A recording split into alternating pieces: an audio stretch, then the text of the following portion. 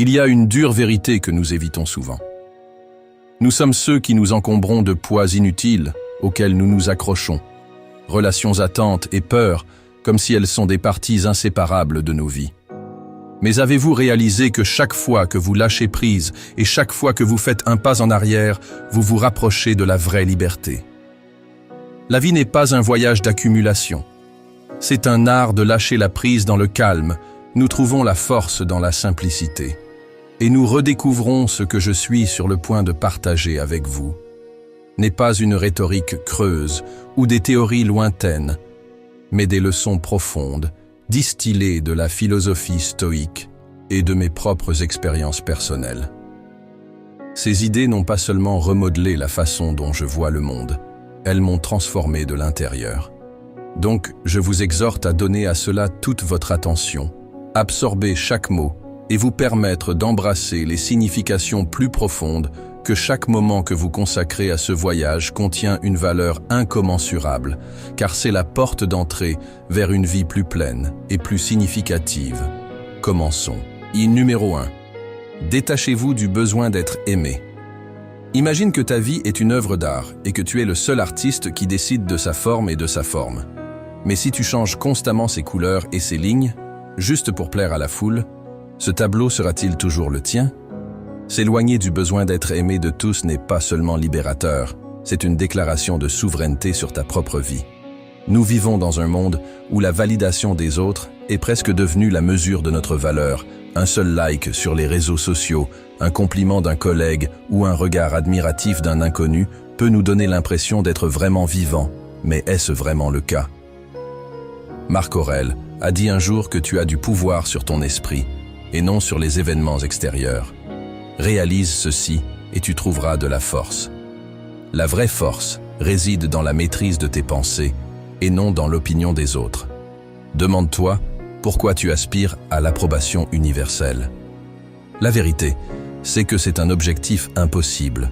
Prends un familier exemple de l'histoire, même les plus grands personnages, ceux qui ont changé le monde, comme Socrate ou Galilée, ont été jugés et rejetés par leur propre communauté.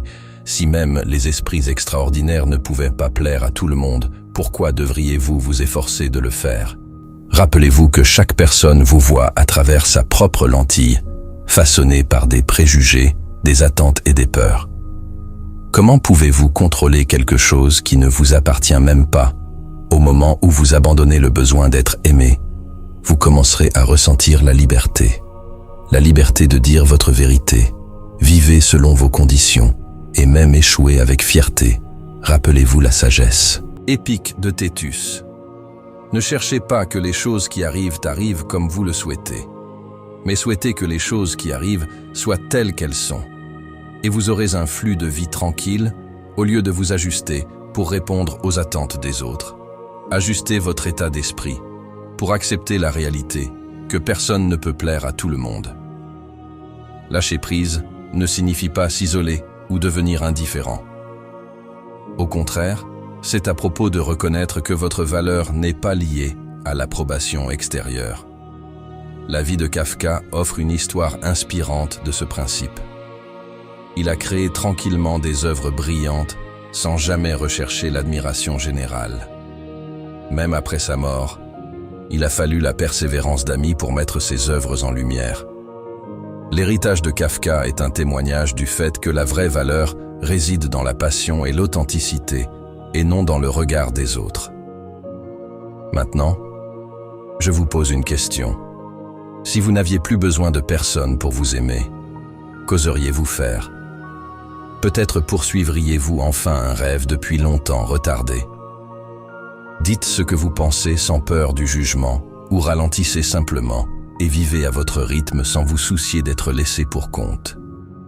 Plus important encore, vous pourriez oser. Vous aimer librement et inconditionnellement, sans attendre la permission de qui que ce soit. Ce voyage n'est pas facile.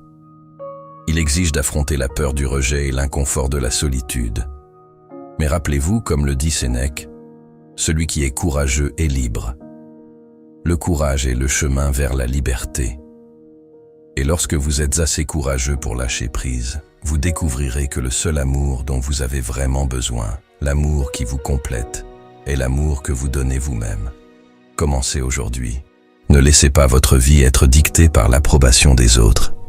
Éloignez-vous, trouvez-vous et écrivez une histoire que vous seul pouvez raconter, car à la fin, la question la plus importante n'est pas de savoir qui vous aime, c'est de savoir si vous vous aimez suffisamment pour vivre authentiquement une fois que vous avez libéré le besoin d'approbation. Le voyage vers la liberté révélera encore plus de fardeaux invisibles, comme le désir de tout savoir passe souvent inaperçu. Comment pouvons-nous vivre en paix tout en acceptant que toutes les questions n'ont pas besoin d'une réponse? Explorons cela dans la prochaine leçon. Numéro 2.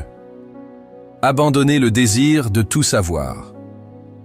Le désir de tout savoir est l'une des leçons les plus importantes pour atteindre la liberté intérieure dans le monde moderne.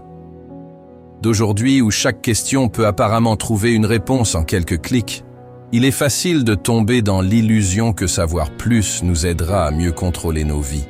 Mais même ce désir est une chaîne invisible liant notre esprit à des cycles sans fin d'anxiété et d'épuisement. La philosophie stoïque nous enseigne que vous n'avez pas besoin de tout comprendre pour vivre une vie pleine de sens. Au lieu de cela, abandonnez le besoin de savoir. Tout cela ouvre la voie à la sérénité et à la paix. Le stoïcisme affirme que l'esprit humain n'est vraiment efficace que lorsqu'il se concentre sur ce qui est sous son contrôle. Nos pensées, actions et réponses aux circonstances. Les complexités du monde ou les questions sans réponse hors de notre portée ne sont pas seulement hors de notre contrôle, mais aussi source de souffrance. Si nous accrochez-vous à eux, pensez à une tasse remplie à ras-bord d'eau. Si vous essayez d'en verser plus, l'eau débordera. L'esprit fonctionne de la même manière si vous le remplissez continuellement d'informations et de questions inutiles. Il n'y a plus de place pour la paix. La philosophie stoïque nous rappelle que la souffrance ne vient pas de l'ignorance elle-même, mais de la surestimation de l'importance de tout savoir. Paradoxalement, plus nous essayons de savoir, plus nous nous sentons inadéquats. Cela nous laisse dans un état perpétuel d'insécurité. Mais demandez-vous s'il est vraiment nécessaire de tout savoir. Vous pourriez croire que comprendre davantage vous donne le contrôle. Mais la vie ne fonctionne pas de cette façon. L'immensité du monde n'exige pas que vous compreniez chaque détail. Elle demande seulement que vous chérissiez les choses les plus simples. Considérez quelqu'un qui essaie de trouver des réponses à tout, des mises à jour d'actualité et des connaissances professionnelles aux grandes questions de l'univers. Il peut passer des heures à faire défiler les médias sociaux en lisant chaque article et se joindre à chaque débat.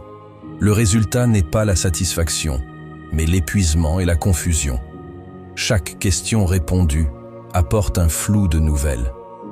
C'est un cycle sans fin, comme la poursuite d'un mirage dans le désert. Le stoïcisme nous conseille qu'au lieu d'essayer de tout savoir, nous devrions nous concentrer sur vivre bien chaque jour et prioriser ce qui compte vraiment. Lorsque vous abandonnez le désir de tout savoir, votre esprit gagne l'espace pour se concentrer sur ce qui a une vraie valeur. Cela ne signifie pas rejeter l'apprentissage, mais devenir plus sélectif et déterminé. Vous n'avez pas besoin de connaître chaque élément d'actualité pour vivre une vie pleine de sens. Tout ce dont vous avez besoin, c'est d'apprendre ce qui vous aide à grandir et à construire une meilleure existence. C'est pourquoi la philosophie stoïque met l'accent sur la simplicité dans la pensée et l'action. Abandonner le désir de savoir, tout n'est pas une mince affaire. Cela demande de la patience, du courage et la capacité de faire face à l'incertitude. Mais c'est un voyage qui vaut la peine d'être entrepris.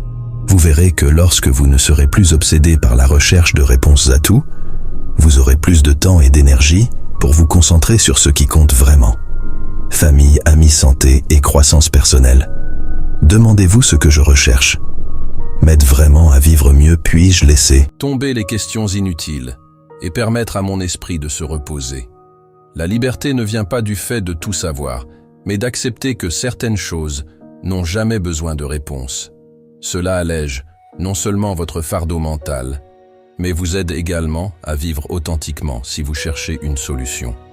Commencez par de petits pas, limitez le temps que vous passez à chercher des informations chaque jour. Ne posez des questions que lorsqu'elles vous aident vraiment à avancer. Concentrez-vous sur les domaines qui comptent le plus dans votre vie, plutôt que de disperser votre énergie sur des trivialités. Surtout, cultivez l'humilité intellectuelle. Acceptez que vous ne pouvez pas tout savoir, et c'est parfaitement OK. Lâcher prise sur le désir de tout savoir est un acte de courage. Cela vous libère du poids mental et apporte la paix et la liberté que vous recherchez. La vie n'est pas un puzzle à résoudre, mais un voyage à vivre. Lâchez prise sur ce qui est inutile, et vous découvrirez le vrai sens de l'existence. Êtes-vous prêt à vivre librement? Si cette perspective résonne avec vous, et que vous vous sentez prêt à commencer votre voyage, appuyez sur j'aime pour me faire savoir que nous sommes sur ce chemin ensemble, et si vous avez un point de vue différent, n'hésitez pas à le partager dans les commentaires. J'adorerais écouter, échanger des idées et apprendre de vous. Numéro 3.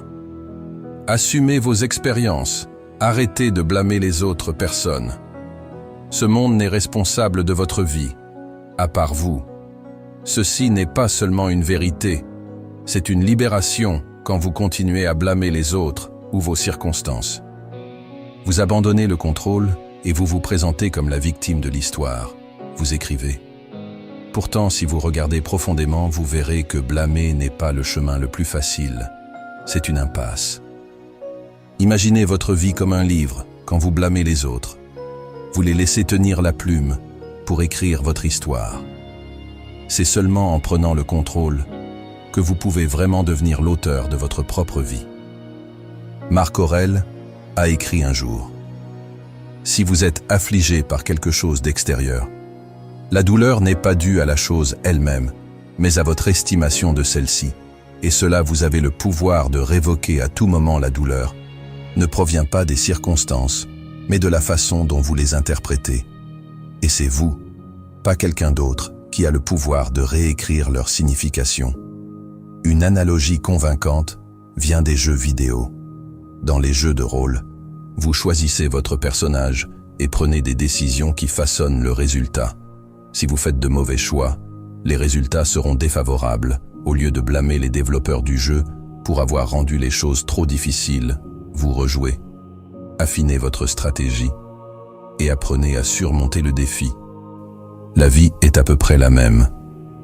Vous ne pouvez pas quitter le jeu ou recommencer, mais vous pouvez apprendre à mieux contrôler le personnage que vous incarnez vous-même. Lorsque vous blâmez les autres, vous vous privez de l'opportunité de grandir. Considérez un scénario courant. Vous venez de rencontrer un partenaire commercial, mais vous n'avez pas réussi à obtenir l'accord souhaité. Vous pourriez leur reprocher de ne pas vous comprendre ou critiquer le marché concurrentiel. Mais qu'est-ce que cela apporte? Demandez-vous plutôt si je me suis suffisamment préparé. Comment pourrais-je communiquer plus efficacement ma stratégie? Était-elle optimale? C'est le moment où reprends la plume et commence à réécrire ton histoire. La partie fascinante est que lorsque tu acceptes la responsabilité, tu réalises que la responsabilité n'est pas un fardeau, c'est une source de pouvoir. Ne confonds pas le blâme avec la libération. Certaines personnes pensent qu'abandonner la responsabilité les libère, mais en vérité, cela les piège en refusant de prendre leurs responsabilités. Tu admets que tu n'as pas la capacité de contrôler ta vie. Au contraire, accepter la responsabilité est une déclaration au monde. Je peux changer. Épicure a déjà souligné que nous ne pouvons pas choisir nos circonstances extérieures, mais nous pouvons toujours choisir la façon dont nous y réagissons. Tu ne peux pas contrôler ce qui t'arrive, mais tu peux contrôler ta réaction. C'est le fondement de la liberté intérieure, l'aspiration ultime de tous les stoïques. Alors, comment peux-tu accepter la responsabilité de manière créative? Commence par considérer chaque défi comme un problème à résoudre. Ne te concentre pas uniquement sur le problème. Demande-toi ce que tu peux faire pour changer les choses. Résultat. Alors, cultivez la patience. Toutes les responsabilités ne donnent pas de récompense immédiate, mais elles conduisent toujours à une croissance à long terme. Rappelez-vous enfin que vous n'êtes pas obligé de faire cela seul. Apprenez des autres, mais ne les laissez pas écrire votre histoire À votre place dans ce monde imprévisible, nous sommes souvent emportés par des choses qui échappent à notre contrôle. Mais rappelez-vous que vous n'avez pas besoin de contrôler le monde. Vous avez seulement besoin de contrôler la façon dont vous le parcourez. Prendre la responsabilité n'est pas seulement un acte de raison, mais un acte de cœur. Cela nécessite le courage de se faire face, accepter les erreurs et continuer à avancer. Demandez-vous si aujourd'hui était mon dernier jour. Serais-je satisfait de l'histoire que j'ai écrite? Si la réponse est non, alors il est temps de prendre la plume et de la réécrire. La responsabilité n'est pas quelque chose qui vous lie. C'est le phare éclairant, un chemin que vous seul pouvez parcourir. Et, au fur et à mesure que vous le parcourez, vous réaliserez que le monde n'a pas besoin de changer, c'est vous qui êtes le changement que vous recherchez. Lorsque vous décidez de vous approprier votre histoire, vous découvrirez que chaque chapitre ne doit pas nécessairement être écrit avec le triomphe à l'esprit. Parfois, prendre du recul et laisser tomber la pression de gagner est la façon dont vous trouvez la véritable liberté. Continuons ce voyage ensemble et explorons le pouvoir de la résilience calme dans les leçons à venir. Numéro 4. Libérez-vous de la tentation de gagner chaque argument. Vous n'avez pas besoin de gagner chaque argument pour affirmer votre parole. La vraie liberté ne vient pas des applaudissements lorsque vous avez raison, mais de la capacité à vous éloigner des confrontations inutiles. La philosophie stoïque nous enseigne que la force intérieure ne consiste pas à dominer les autres, mais à maintenir la maîtrise de soi au milieu du bruit de la vie. Imaginez vous-même debout sur un champ de bataille de logique, où chaque mot est une flèche. Votre cœur s'emballe et votre esprit se bouscule pour contre-attaquer. Mais rappelez-vous, comme Marc Aurèle l'a écrit un jour, vous avez toujours la possibilité de ne pas avoir d'opinion. Il n'y a jamais besoin de s'énerver ou de troubler votre âme à propos de choses que vous ne pouvez pas contrôler lorsque vous choisissez de ne pas argumenter. Vous ne perdez pas. Vous reprenez le contrôle de votre esprit. Vous avez peut-être entendu parler du grand physicien Richard Feynman, connu pour sa pensée créative et sa capacité à simplifier les choses complexes idées qu'il a dites un jour. Je préfère avoir des questions auxquelles on ne peut pas répondre que des réponses qui ne peuvent pas être remises en question. Feynman n'avait pas pour objectif d'imposer sa justesse dans les débats scientifiques, mais s'est ouvert à l'écoute et à l'apprentissage. C'est l'art de lâcher prise de la pression d'argumenter, non pas parce que vous ne vous en souciez pas, mais parce que vous comprenez que chaque débat a ses limites. Nous nous retrouvons souvent pris dans la défense de nos points de vue, pour une raison simple, l'ego. Mais l'ego est une illusion fragile comme un miroir, qui a constamment besoin d'être validé pour exister. Lorsque vous entrez dans un argument, demandez-vous si je cherche la vérité ou si je protège mon ego. Si la réponse est l'ego, prenez du recul. La vérité n'a pas besoin d'être argumentée, elle tient debout toute seule. Prenez un exemple pertinent dans une œuvre. Rencontrez un collègue qui remet en question votre idée au lieu de réagir instantanément. Essayez de vous demander, est-ce qu'il y a un peu de vérité dans leur point de vue? Que puis-je apprendre de cela au moment où vous choisissez d'écouter au lieu de vous confronter? Vous réduisez non seulement votre stress, mais aussi construisez la confiance et le respect des autres. Gagner les cœurs plutôt que de gagner les arguments sont la vraie victoire. Le stoïcisme nous enseigne également que le silence est une force, comme l'a écrit Épictète. Ce n'est pas ce qui vous arrive, mais comment vous y réagissez qui compte quand vous décidez de ne pas vous engager dans une dispute. Vous ne perdez pas. Vous créez un espace pour que la paix remplisse votre âme en silence. Vous pouvez voir la situation dans son ensemble, au lieu de vous fixer sur des détails insignifiants. Quelles mesures pratiques peuvent vous aider à appliquer cette leçon? Pratiquez d'abord la technique de la pause de 3 secondes lorsque vous ressentez le besoin de répondre. Arrêtez, prenez une profonde respiration et demandez-vous si c'est vraiment nécessaire. Deuxièmement, concentrez-vous sur le plus grand objectif de la conversation. Si l'objectif est de trouver des solutions, orientez le dialogue vers des résultats constructifs, au lieu de la confrontation. Gardez enfin un daily journal pour réfléchir à vos interactions. Cela vous aide à reconnaître quand vous avez vraiment gagné en restant silencieux. Savez-vous où se trouve la vraie liberté? Non pas dans la victoire, mais dans la libération du besoin de faire vos preuves. Mettez-vous au défi. Cette semaine, face à une dispute, choisissez le silence et l'observation. Vous serez surpris de découvrir que la paix que vous recherchez ne vient pas des mots, mais de la maîtrise de soi pour conclure. Rappelez-vous que tout le monde ne mérite pas votre énergie et que tous les arguments ne valent pas votre temps, comme l'a judicieusement noté Marc Aurèle. La meilleure vengeance n'est pas d'être comme votre ennemi, en choisissant la paix plutôt que la victoire. Vous vous libérez du poids de l'ego et créez de l'espace pour ce qui compte vraiment dans la vie. Libérez-vous et vous découvrirez que la vraie liberté est la plus grande récompense. Maintenant, je veux vous féliciter d'être arrivé jusqu'ici. Votre patience et votre concentration montrent votre engagement envers cela voyage de transformation. Chaque partie de ce message est une pièce essentielle du puzzle. Et si vous restez jusqu'à la fin, vous verrez comment tout se connecte dans une stratégie complète pour laisser tomber ce qui est inutile et trouver la vraie paix. Continuez. Le meilleur reste à venir. Numéro 5. Acceptez vos imperfections. L'imperfection est une partie inséparable de l'être humain. Mais pourquoi nous efforçons-nous souvent de la nier? L'imperfection n'est pas seulement une réalité à laquelle vous devez faire face, c'est la condition même qui vous permet de grandir. Les fissures, en vous, ne sont pas des faiblesses. Ce sont les endroits où la lumière commence à s'infiltrer en embrassant l'imperfection. N'est pas simplement un aveu de vos défauts, mais un acte puissant de libération de votre esprit, du fardeau des normes irréalistes. La philosophie stoïque offre une perspective unique sur l'imperfection. Sénéca a écrit un jour « Quel progrès vous demandez? Ai-je fait ?» J'ai commencé à être un ami pour moi-même. Cette déclaration souligne que s'accepter et se lier d'amitié avec soi-même, y compris toutes les imperfections, est un véritable signe de croissance, au lieu d'essayer de tout changer pour cacher vos défauts. Vous devriez changer la façon dont vous les percevez. Imperfection n'est pas quelque chose à fuir.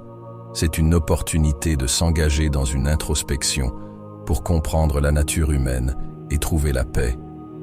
C'est un doux rappel que vous n'avez pas besoin d'être parfait pour vivre une vie significative et authentique.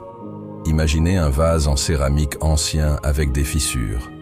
Dans la culture japonaise, il existe une forme d'art appelée kintsugi, où les fissures sont remplies d'or, ce qui en fait une partie inséparable de l'objet et augmente sa valeur. Votre vie est à peu près la même. Les fissures, les échecs et les imperfections contribuent tous à ce que vous êtes aujourd'hui. Si vous essayez de les effacer, vous perdrez votre véritable identité. Au lieu de cela, acceptez-les, remplissez-les d'or et transformez-les en quelque chose dont vous pouvez être fier. Prenez Albert Einstein comme exemple. Ses professeurs lui ont dit un jour qu'il n'avait pas la capacité d'apprendre. S'il avait été consumé par les imperfections, perçues par le système éducatif traditionnel, il aurait, nous avons, la théorie de la relativité. Aujourd'hui, Einstein a non seulement accepté sa façon différente de penser, plus la chérie, ce que les autres considéraient comme l'imperfection est devenu sa plus grande force, lui permettant de remodeler le monde d'une manière que personne d'autre ne pouvait. Mais comment pouvez-vous apprendre à accepter vos propres imperfections? Laissez d'abord tomber le besoin d'être parfait. La perfection n'est qu'une illusion créée par la société pour nous pousser vers un idéal inaccessible, au lieu de se demander comment puis-je être plus parfait. Demandez comment puis-je être plus fidèle à moi-même. Pratiquez la vision de vos défauts comme un ami plutôt qu'un ennemi. Si vous faites des erreurs au travail, au lieu de vous réprimander, demandez-vous ce que cette erreur peut m'apprendre. Remplacez l'autocritique par la curiosité.